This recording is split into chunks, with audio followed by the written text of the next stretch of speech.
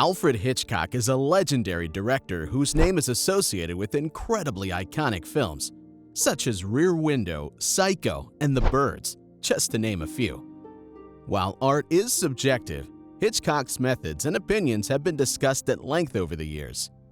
Although you may not have seen any of his movies, a situation which you seriously need to rectify, you've certainly heard the name Alfred Hitchcock.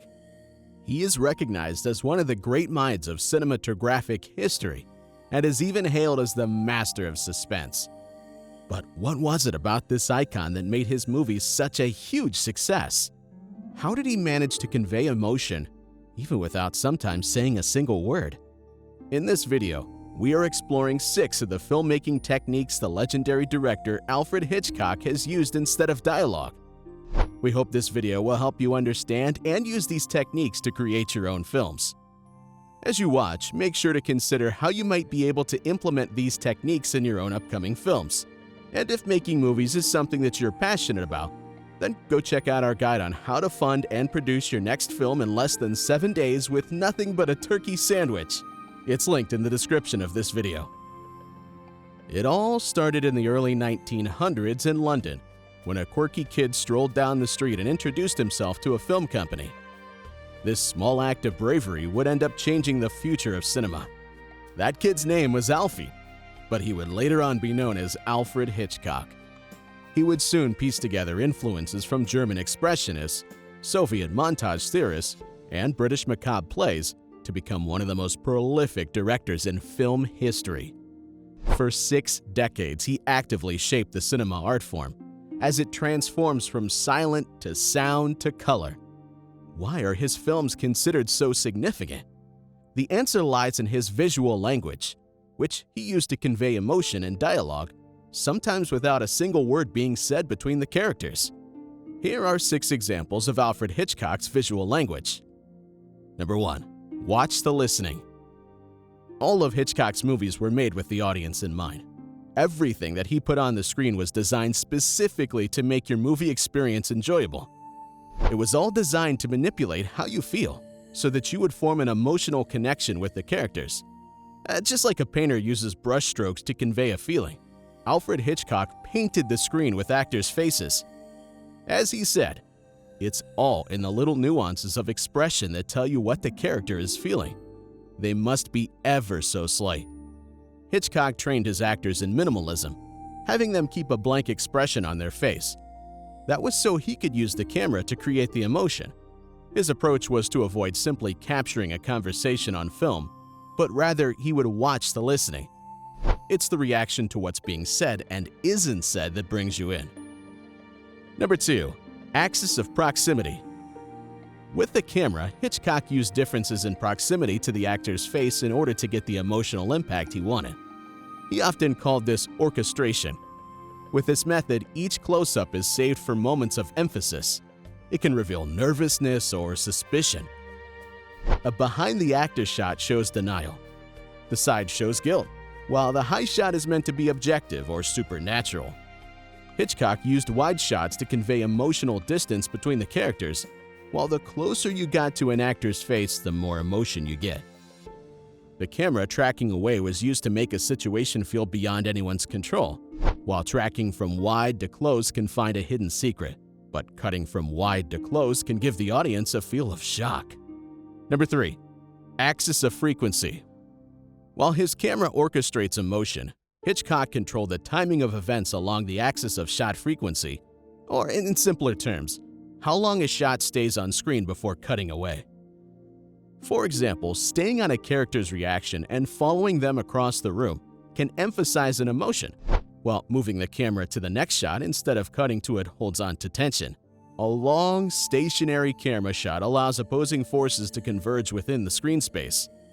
Fast editing is something even more impressionistic for Hitchcock. Fragmenting a moment into converging perspectives can stretch out a fast event, and it can evoke something not seen on the screen in the audience's imagination. Number 4. Roving camera. Since his beginning in silent films, Hitchcock believed in visual storytelling. During this silent film era, there was no voice track and the dialogue had to be shown with printed words on the screen. Hitchcock learned how to tell the story with the camera rather than relying on dialogue too much. His roving camera was used to uncover objects in a room that adds up to an idea. In Rear Window, for example, it is used to reveal that Jeffries is injured and confined to a wheelchair on a hot day, and also that he's a war photographer for a magazine. This technique, while used a lot on silent movies, doesn't seem to be as common nowadays, given the advancements of technology. But back then, this type of roving camera footage allowed the audience to discover things about characters that otherwise may not be as clear, or may not derive from their dialogue, adding even more to the movie experience. Number 5. Cinematic language. Hitchcock used hands, feet, and objects as words in his cinematic language. While planted on the ground, feet gave us a sense of place and safety. A character's feet wobbling when they're losing control indicates a lack of safety.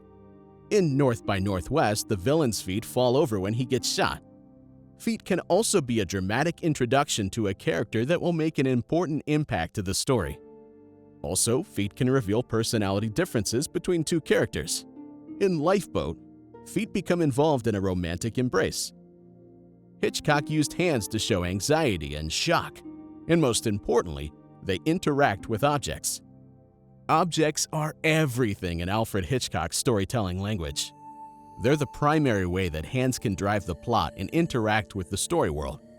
Often these objects are evidence of a crime and carry with them emotional guilt. For example, the frozen leg of lamb in Lamb to the Slaughter. As Carl's hands touch and hold the murder weapon in revenge, we can see and even feel his uneasiness. But then, by adding eyes to those hands, feet, and objects, Hitchcock spells out a character's thought process, piecing together what he called a visual sentence. Number 6. The Kuleshov effect. The Kuleshov effect is where an actor's face seems to change emotion based on the shots around it. This effect was discovered and used in the 1920s by Russian director Lev Kuleshov. Hitchcock built upon this phenomenon and wove it into his visual language. A good example of this effect are in the reaction shots from Jimmy Stewart in Rear Window. In this version, he is shown looking at Thorvald scolding a dog. But then when the shot of the dog is replaced with Miss Torso, suddenly we are able to perceive Jimmy Stewart's thoughts differently. In the reaction shot, there is a change in expression between looking at the dog and looking at a woman. That is the power of the Kuleshov effect. The emotion is portrayed less by acting and more with what Hitchcock called pure cinema. Even today, despite all the advancements in cinematography, special effects, makeup, costumes, and technology, Alfred Hitchcock is widely regarded as one of the most influential figures in history when it comes to cinema. His amazing career spanned over 6 decades, and he directed over 50 films, many of which are still watched and studied today. Ready to put what you've learned in this video into practice? Information without application isn't going to do you any good after all. We've actually prepared a guide for you on how to fund and produce your next film in less than 7 days, with nothing but a turkey sandwich to help you get started on your next film. Make sure you check it out via the link in the description so you can start incorporating these filmmaking principles into your own work. After all, you don't need tons of expensive equipment or lots of money to make a film. You have great things inside of you that can be released through filmmaking, and we want to help you release your vision to the world.